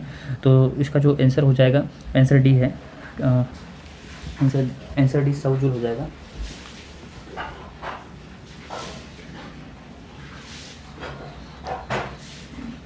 जो काइनेटिक एनर्जी दोस्तों जो निकाली जाती है वो काइनेटिक एनर्जी बराबर होता है 1/2 mv²। ठीक है, तो इसमें v का जो वैल्यू दी है इसमें क्या हो जाएगा 1/2, m कितना है 2 kg। ठीक है दोस्तों, और जो v है, v कितना है 10, तो ये 10² है, mv² है, तो 10 कितना हो जाएगा 100 है ना। तो ये 2 से 2 कट गया और ये कितना आ गया 100 जूल। ठीक है, इस प्रकार से दोस्तों काइनेटिक एनर्जी निकाली जाती है। तो जो हमको आंसर, जो हमको ऑप्शन डी में मिल जाती है 100 जूल। ठीक है, नेक्स्ट क्वेश्चन है दोस्तों 46 नंबर का। यदि एक धातु मोड़ने या झुकाने पर भी नहीं टूटती है तो इसमें इसमें जो गुण होता है उसे क्या कहा जाता है। If a metal is not breaking and on twisting and bending it is set to process. दोस्तों कोई मेटल है, इसको मोड़ने या झुकाने पर भी वह अगर वो धातु नहीं टूटती है तो धातु के उस गुण को क्या कहते हैं। जो मेलेबिलिटी होती है दोस्तों, जो मेलेबिलिटी का जो गुण होता है उसके द्वारा जो धातु को चादरों के रूप में बनाया जाता है उसे मेलेबिलिटी का गुण कहते हैं। जो डक्टिलिटी होता है, डक्टिलिटी के गुण में दोस्तों अगर किसी धातु में डक्टिलिटी का गुण है तो उस धातु के तारे बनाई जा सकती है, उसे डक्टिलिटी का गुण कहते हैं। जो हार्डनेस होती है, हार्डनेस अगर किसी धातु में अगर हार्डनेस का गुण है तो उसके ऊपर स्क्रैचेस नहीं आती हैं, उसके द्वारा दूसरी धातु को काटा जा सकता है या फिर वह धातु घिसती नहीं है। ठीक है, और जो मजबूती होती है दोस्तों, जो टफनेस होती है, टफनेस का जो गुण होता है, अगर किसी धातु में टफनेस का गुण है तो वह टूटती नहीं है। अगर उसके ऊपर अगर उसको मोड़ा जाए या उसे मोड़ा जाए या झुकाया जाए तो उसके बाद में भी वह धातु टूटती नहीं है, तो उसे टफनेस कहते हैं। तो हमको क्वेश्चन में भी दोस्तों यही पूछा गया कि यदि एक धातु मोड़ने या झुकाने पर भी नहीं टूटती है तो वह कौन सा गुण कहलाता है। वह धातु का टफनेस का गुण कहलाता है, जिसे मजबूती कहते हैं। ठीक है दोस्तों, 47 नंबर का क्वेश्चन है। एक वर्ग का विकर्ण 10 सेंटीमीटर है तो वर्ग का क्षेत्रफल क्या होगा। तो 47 का जो आंसर है दोस्तों वो है option B 50 square centimetre. 48 number का क्वेश्चन है 18:4:1 हाई स्पीड स्टील की रचना है। The composition of 18:4:1 high speed steel. दोस्तों जो हाई स्पीड स्टील होता है वो यह एक एलॉय स्टील होता है और जो बना होता है टंगस्टन से। ठीक है, टंगस्टन, क्रोमियम और एक होता है वेनेडियम। ठीक है, तो दोस्तों इसमें इन सभी एलिमेंट का जो रेशो होता है वो होता है 84 और 1 के रेशो में पाया जाता है। तो इसमें पूछा गया है कि जो हाई स्पीड स्टील होता है तो उसमें 18 और 1 का जो रेशो होता है उसमें क्या क्या होता है। तो दोस्तों जो 18 होता है वो टंगस्टन होता है और जो 4 होता है वो क्रोमियम होता है और जो 1 होता है दोस्तों वो होता है वेनेडियम। तो दोस्तों ये हाई स्पीड स्टील का रेशो होता है जो तीनों से मिलकर हाई स्पीड स्टील बना होता है। और इसमें दोस्तों कार्बन भी होता है जो होता है 0.6 से लेकर 1% तक का कार्बन इसमें मिला होता है। ठीक है, तो हमारा ऑप्शन बी सही हो जाएगा। दोस्तों बहुत सारे प्रीवियस ईयर क्वेश्चन पेपर में ये पूछा गया है कि जो हाई स्पीड स्टील होता है उसमें जो टंगस्टन होता है वो कितनी मात्रा में होता है। तो वो होता है दोस्तों 18% में। ठीक है, और कभी कभार क्रोमियम के बारे में पूछा जाता है कि हाई स्पीड स्टील में जो एलिमेंट होता है तो उसमें जो क्रोमियम होता है, क्रोमियम एलिमेंट वो कितने परसेंटेज होता है। तो दोस्तों 4% होता है। ठीक है, तो ये बहुत ही इंपॉर्टेंट क्वेश्चन है, बहुत सारे क्वेश्चन पेपर में पूछा गया है, तो ये बहुत इंपॉर्टेंट है दोस्तों। तो ये वाला जो high speed steel ailing element है उसके बारे में आपको पता होना चाहिए। 49 नंबर का क्वेश्चन है। जब दंडों के बेवल गियर समकोण पर है और समान संख्या में दांतें हैं तो उन्हें कहते हैं। दोस्तों जो बेवल गियर होता है तो इसमें कहा गया क्वेश्चन में कि 2 बेवल गियर है और उसमें समान संख्या में दांतें हैं तो उन गियर को क्या कहते हैं। तो दोस्तों उस गियर को मित्रे गियर कहते हैं। ठीक है, तो हमारा जो आंसर बी हो जाएगा वो सही है। नेक्स्ट क्वेश्चन देखते हैं दोस्तों 50 नंबर का क्वेश्चन है। गियर के अंतराल वृत्त और मूल वृत्त के बीच की अक्षीय दूरी को कहते हैं the radial distance between pitch circle of gear and root circle of gear is called. दोस्तों जो 15 नंबर का क्वेश्चन है कि उसमें कहा गया है कि जो गियर होता है उसका रूट सर्कल से लेकर जो पिच सर्कल होता है पिच सर्कल तक की दूरी को क्या कहते हैं।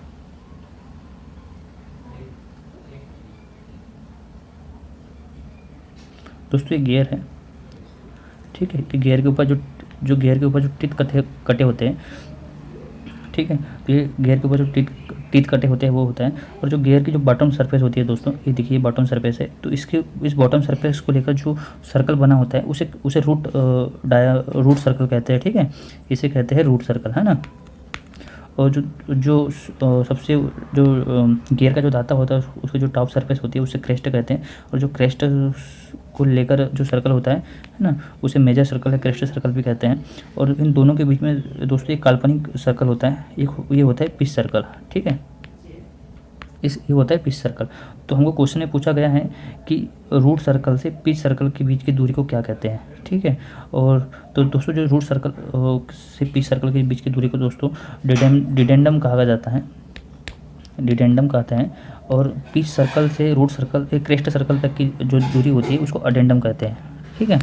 और अडेंडम और डिडेंडम का जो योग होता है उसे दोस्तों कुल टेप पे कहते हैं, मतलब क्रेस्ट से लेकर रूट तक की पूरी दूरी को अडेंडम और डिडेंडम का योग होता है ना। तो हमको इसमें पूछा गया है कि जो क्रेस्ट है ना, ये देखिए, ये जो रूट है, रूट सर्कल से लेकर पिच सर्कल तक की जो दूरी है उसे क्या कहते हैं, तो दोस्तों उसे क्या कहते हैं, उसे कहते हैं डिडेंडम, ठीक है।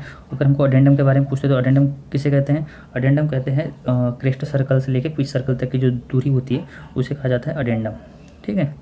तो दोस्तों जो हमारा क्वेश्चन के अकॉर्डिंग जो आंसर हो गया वो है ऑप्शन सी, डिडेंडम। डिडेंडम दोस्तों जो रूट सर्कल होता है, रूट सर्कल से पिच सर्कल के बीच की दूरी होती है डिडेंडम, ठीक है।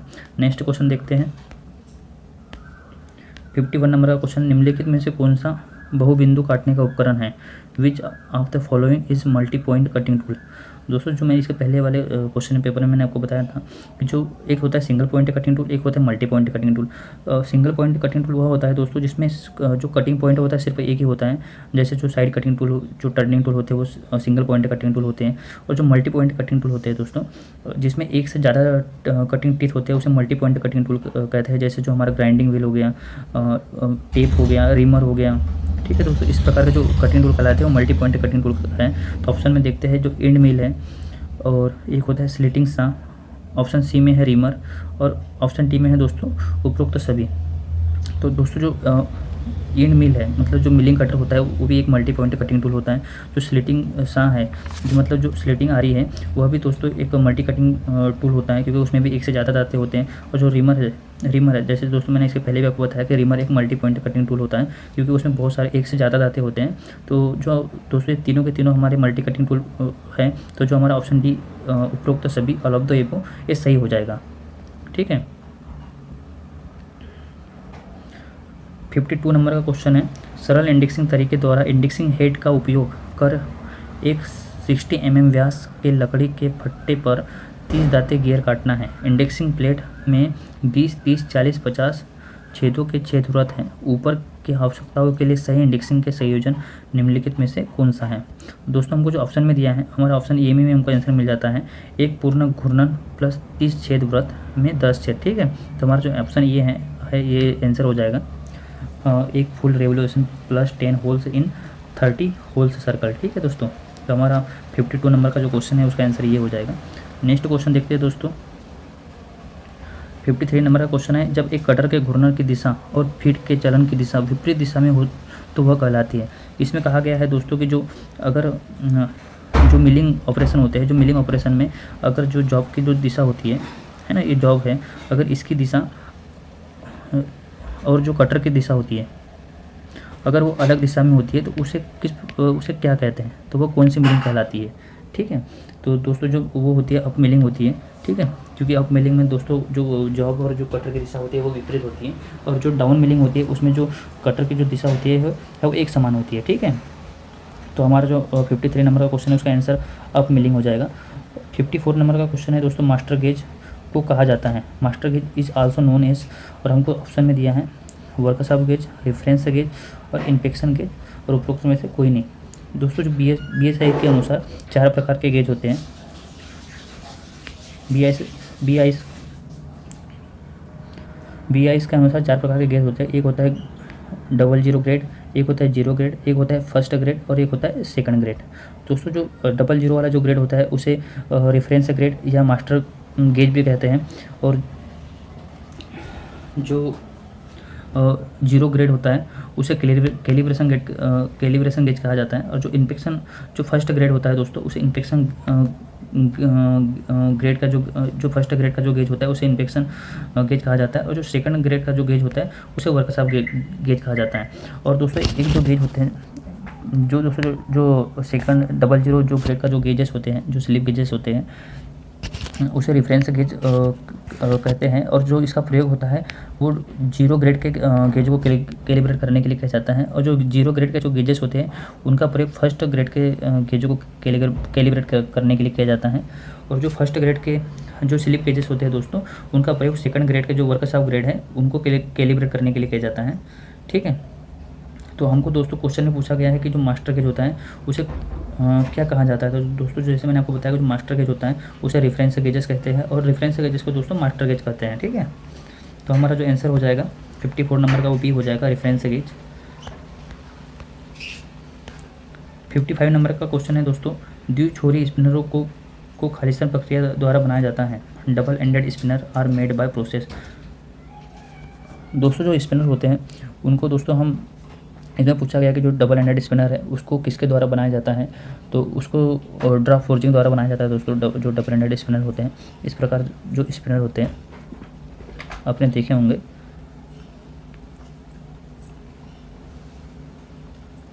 ठीक है दोस्तों, इस प्रकार जो स्पिनर होते हैं तो वो किस मेथड द्वारा, किस प्रक्रिया द्वारा बनाया जाता है, तो वह दोस्तों ड्राफ्ट फोर्जिंग द्वारा बनाया जाता है। ऑप्शन बी हमारा आंसर सही हो जाएगा।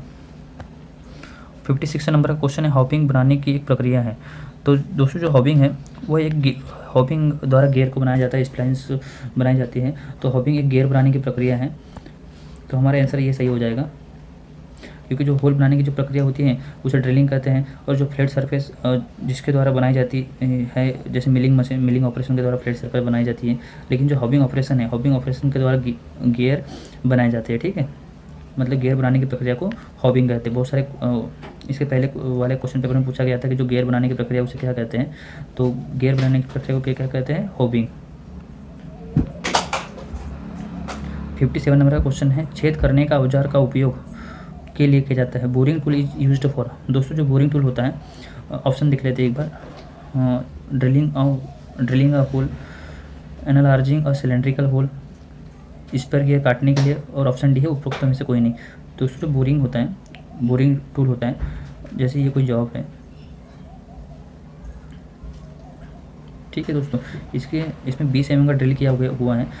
तो ड्रिल करने के बाद में जो साइज होता है उसको बढ़ाने के, ड्रिल होल को साइज को बढ़ाने के लिए जो प्रक्रिया की जाती है उसे बोरिंग ऑपरेशन कहते हैं। ठीक है, तो दोस्तों जो हमारा ऑप्शन बी है वो ऑप्शन बी सही हो जाएगा 57 नंबर का।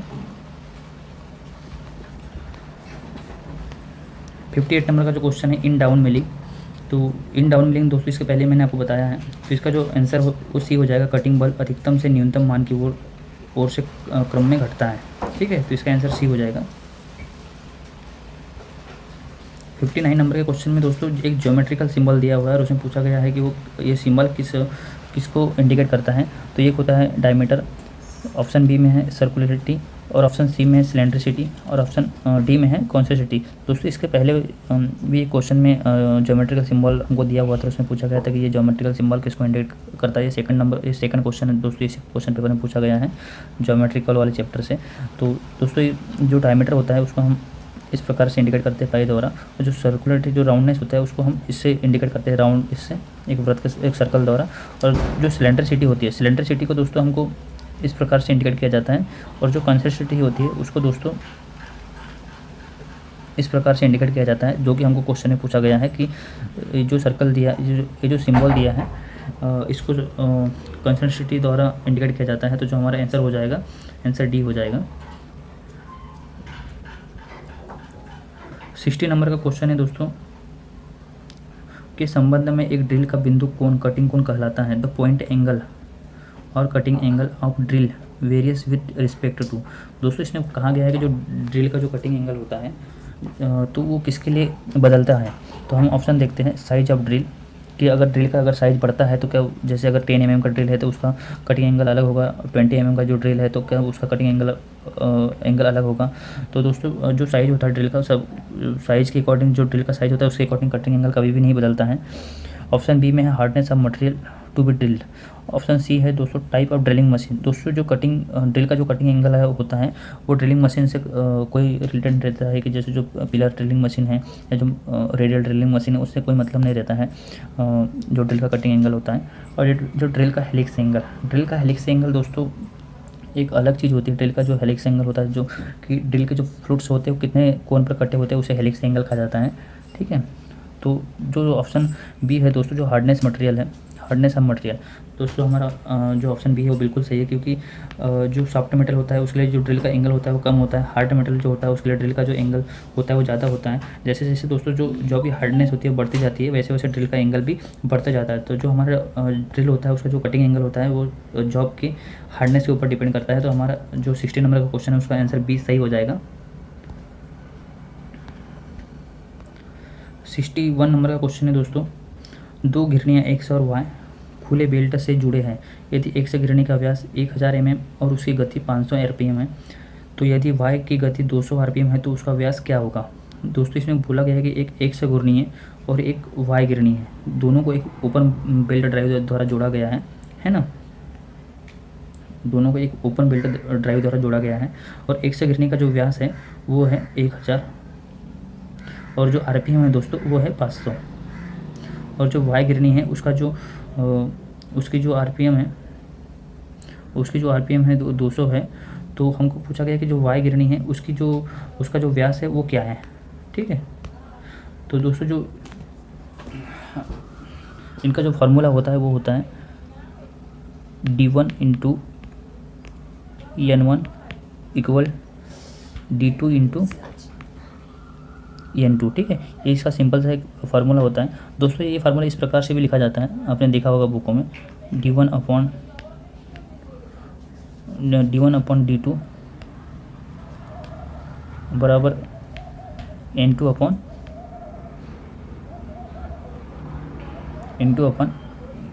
n1 है ना दोस्तों। तो ये थोड़ा सा डिफिकल्ट होता है, क्योंकि अगर जैसे अगर n1 की जगह n2 हो जाएगा, n2 की जगह n1 हो जाएगा, या फिर d1 की जगह d2 हो जाएगा, तो आपका जो पूरा का पूरा क्वेश्चन है वो पूरा गलत हो जाएगा। लेकिन जो आंसर निकलेगा वो जो 4 ऑप्शन दिए जाते हैं उसमें गलत जो आंसर होता है वो इसी में से दिया जाता है, कि अगर आप जो फार्मूला होता है अगर आपने वो गलत इसमें रखा है तो आपको आंसर मिल जाएगा, लेकिन जो आपका सही आंसर है वो आपको नहीं मिलेगा। तो इसलिए आपको मैं एक सिंपल से जो फार्मूला है इसको इसी प्रकार से मैं कहूँगा कि आप इसी प्रकार से आगे आप इस प्रकार से निकाले, जैसे d1 इंटू n1 मतलब एक्स घिरनी का व्यास, एक्स घिरनी का आरपीएम। ठीक है, और फिर है वाई घिरनी का व्यास मतलब d2 इंटू n2।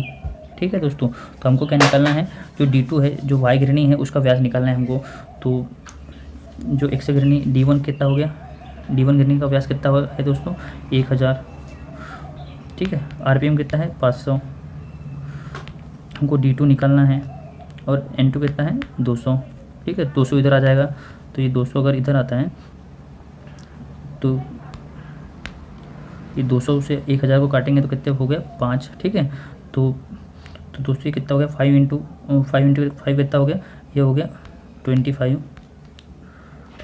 ठीक है, तो जो हमारा आंसर है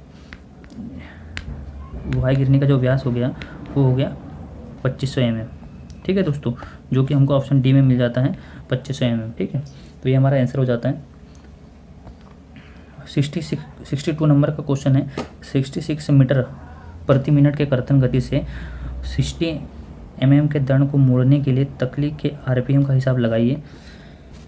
दोस्तों इसमें जो हमको कटिंग स्पीड दी हुई है और व्यास दिया हुआ है और हमको आरपीएम निकालना है, तो इसमें पूछा है कि आरपीएम कितना है। तो दोस्तों जो आरपीएम निकालते हैं, आरपीएम निकालने का जो फार्मूला होता है वो होता है cutting speed into 1000 upon pi into D. ठीक है दोस्तों, ये फार्मूला होता है आरपीएम निकालने का। तो कटिंग स्पीड कितनी दी है हमको 66 और इंटू 1000। ठीक है, और जो पाई का मान कितना होता है 3। ठीक है, इंटू जो व्यास है वो कितना है 60। ठीक है, तो ये 0 से 0 कैंसिल हो जाएगा, ये 11 हो जाएगा दोस्तों। ठीक है, तो 11 इंटू जो 100 है वो कितना हो जाएगा, 1100 हो जाएगा अपॉन 3.14। जब इसको कैलकुलेट करेंगे दोस्तों, जब इसको कैलकुलेट करेंगे तो जो हमारा आंसर आ जाएगा वो आ जाएगा ये 350 RPM। ठीक है, अप्रोक्स आता है। अगर जैसे 350 पॉइंट में जो आंसर आता है तो उसको ज़्यादातर नहीं दे जाता है, उनको उसके अप्रोक्स से लेना पड़ता है। तो जो हमारा आंसर ये है 350 RPM, ये हो जाएगा सही।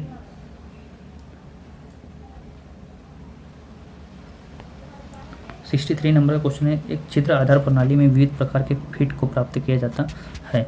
इन a hole basic system different type of fits are achieved by, और ऑप्शन में दिया है छिद्र के आकार की विविधता और दंड के आकार को स्थिर रखकर, varying the hole size and keeping the shaft size constant. और ऑप्शन बी में है दंड के आकार की विविधता और छिद्र के आकार को स्थिर रखकर। ऑप्शन सी है छिद्र और दंड के आकारों की विविधता। ऑप्शन डी में है दोस्तों फिट के प्रकार पर आधारित छिद्र या दंड की विविधता।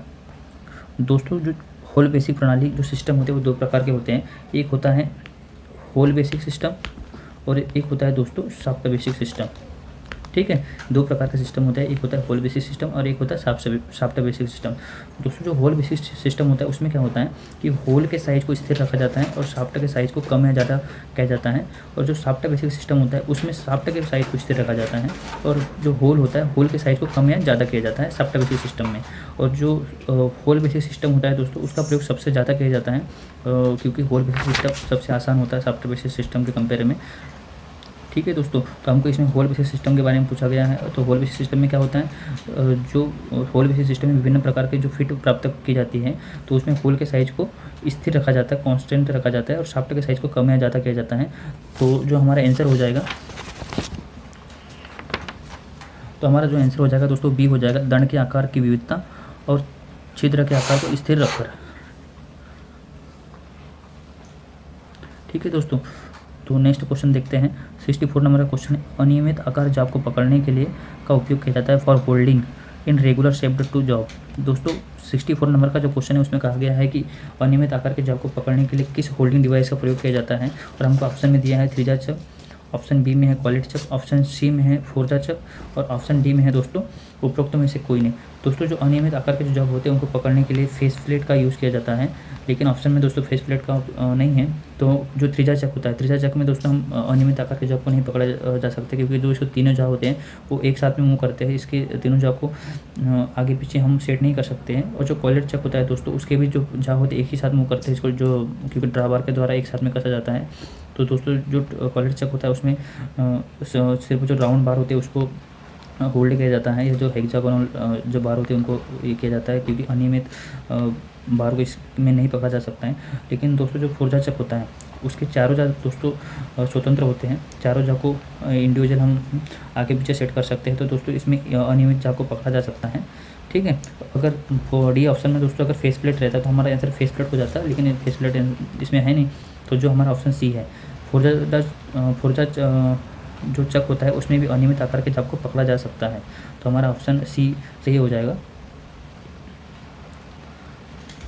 65 नंबर का क्वेश्चन है, सीएनसी मशीन में इनकोडर है। तो इनकोडर इन सीएनसी मशीन, दोस्तों जो इनकोडर होता है, जो सीएनसी मशीन में जो इनकोडर होता है उसमें जो यूज होता है उसका वो फीडबैक डिवाइस के लिए वर्क करता है। तो जो हमारा आंसर हो जाएगा, आंसर यही हो जाएगा फीडबैक डिवाइस। और 66 नंबर का क्वेश्चन है, ये सिंबल दिया है दोस्तों और चिन्ह सूचित करता है first angle projection, second angle projection, third angle projection और फोर्थ एंगल प्रोजेक्शन। तो दोस्तों जो ये सिंबल होता है वो फर्स्ट एंगल प्रोजेक्शन को इंडिकेट करता है। ठीक है, और जो थर्ड एंगल प्रोजेक्शन होता है वो इस प्रकार से होता है।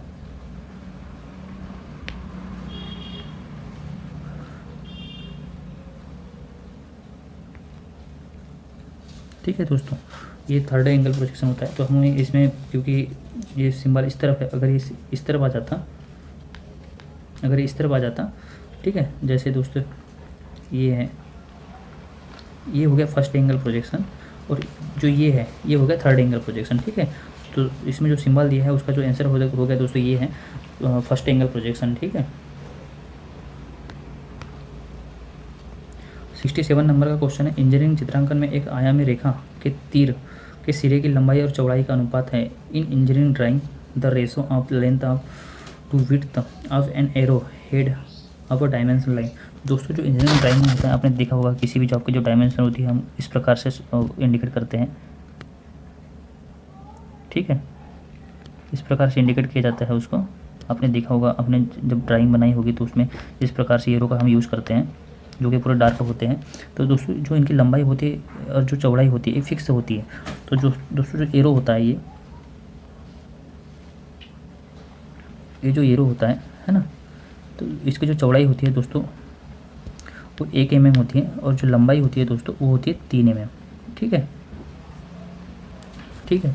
तो हमको पूछा है लंबाई और चौड़ाई, तो लंबाई कितनी हो गई, लंबाई कितनी हो गई 3, और चौड़ाई कितनी हो गई 1, तो ये कितना हो गया 3:1, जो कि हमको ऑप्शन 68 नंबर का क्वेश्चन है। एक 340 mm लंबा और 100 mm चौड़ाई के आयताकार शीट को 100 mm ऊंचाई के खोखले बेलन के आकार में घुमाया जाए तो बेलन का व्यास होगा।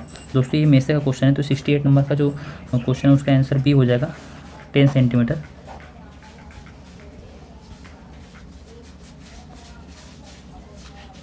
सिक्सटी 69 नंबर का क्वेश्चन है, 1 मीटर की ऊंचाई 2 मीटर आधार व्यास के शंकु का सम्मिलित कोण है। तो दोस्तों इसका जो आंसर हो जाएगा वो 90 डिग्री हो जाएगा। 70 नंबर का क्वेश्चन है, यदि एक ठोस घन का सतही क्षेत्रफल 54 वर्ग सेंटीमीटर है तो घन के पक्ष की लंबाई कितनी होगी। तो दोस्तों जो उसकी लंबाई है वो 3 सेंटीमीटर है।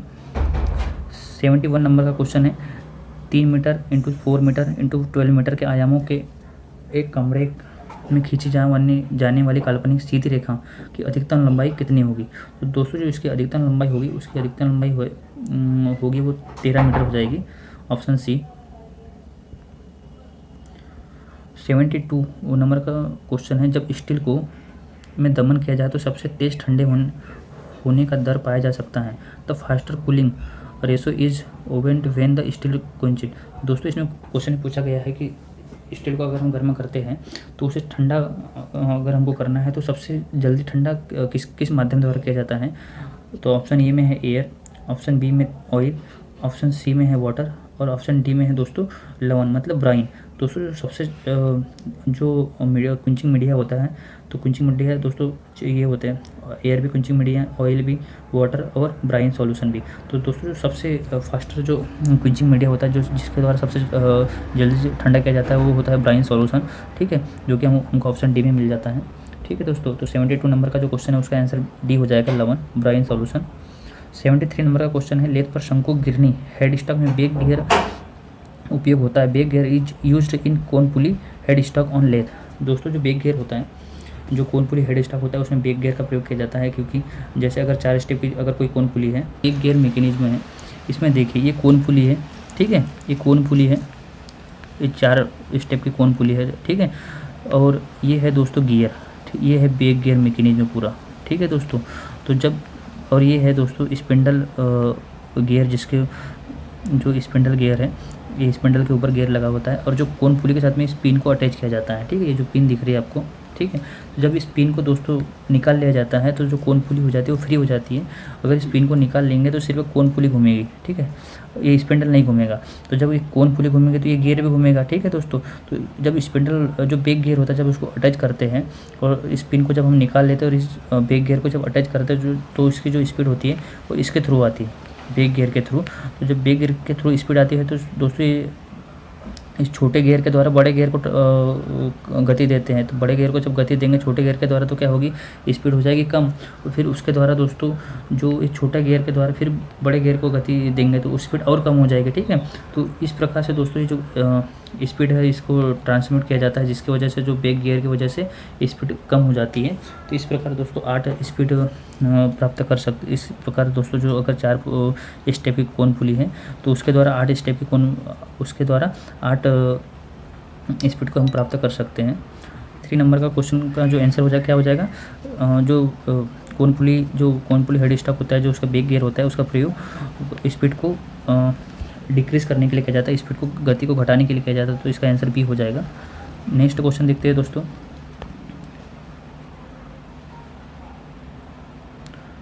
74 नंबर का क्वेश्चन है, 1 मैक्रो इंच का मान कितना होता है, the value of 1 macro inch.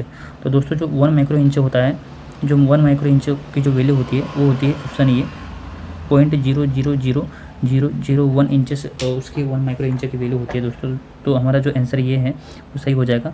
75 number का क्वेश्चन है दोस्तों, यदि दो प्रतिरोधक R ओम प्रत्येक जो एक श्रेणी में समांतर जुड़े हैं पर एक अन्य प्रतिरोधक 2R ओम से सीरीज में जुड़े हैं तो परिपथ की कुल प्रतिरोध कितना होगा। ठीक है, तो दोस्तों जो 75 नंबर का क्वेश्चन है उसका आंसर डी हो जाएगा 2.5 ओम। ठीक है दोस्तों, इस क्वेश्चन पेपर में 75 क्वेश्चन थे जो कि दोस्तों मैंने आपको सभी को 75 क्वेश्चन कराए हैं। उम्मीद है दोस्तों आपको इस वीडियो से कुछ ना कुछ सीखने को जरूर मिलेगा। दोस्तों अगर आपको किसी क्वेश्चन से लेकर अगर डाउट है तो आप मुझे कमेंट से कर सकते हैं। मैं अपने नेक्स्ट वीडियो में दोस्तों उस क्वेश्चन को जरूर कवर करूँगा।